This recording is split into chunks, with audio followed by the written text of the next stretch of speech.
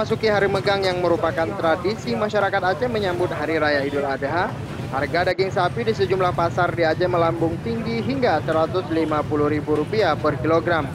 Kenaikan ini dinilai tidak sewajarnya, karena biasanya harga daging di Aceh hanya berkisar Rp80.000 hingga Rp90.000 per kilogram. Salah seorang pedagang Baldawi menjelaskan kenaikan harga daging menjadi tren tahunan setiap tahun menjelang megang. Selain itu, melonjaknya harga daging karena pasokan yang tak mampu mengimbangi tingginya permintaan konsumen. Berkisar antara 150, 140, 130 ada gitu. Tapi tergantung kepada tipenya. Ya, Ini naik atau bagaimana, Pak? Dibilang naik, memang harga pasar dia begitu. Karena harga lembu apalagi hari raya Idul Adha ini kan banyak permintaan. Kenaikan harga daging sapi yang berlebihan ini cukup memberatkan masyarakat yang selalu merayakan tradisi megang. Warga Aceh terpaksa membeli daging yang mahal karena harus memenuhi kebutuhan keluarga.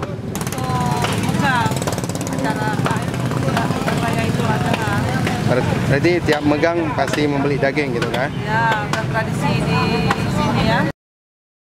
Sementara itu menyangkut dengan persediaan sapi, stok daging di Kota Banda Aceh mencukupi, di mana persediaan hewan ternak baik sapi maupun kerbau mencapai 346 ekor, sedangkan unggas mencapai 16.000 ekor.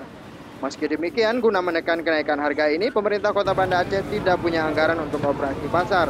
Namun pemerintah kota sudah meminta bantuan pemerintah pusat mengatasi masalah ini.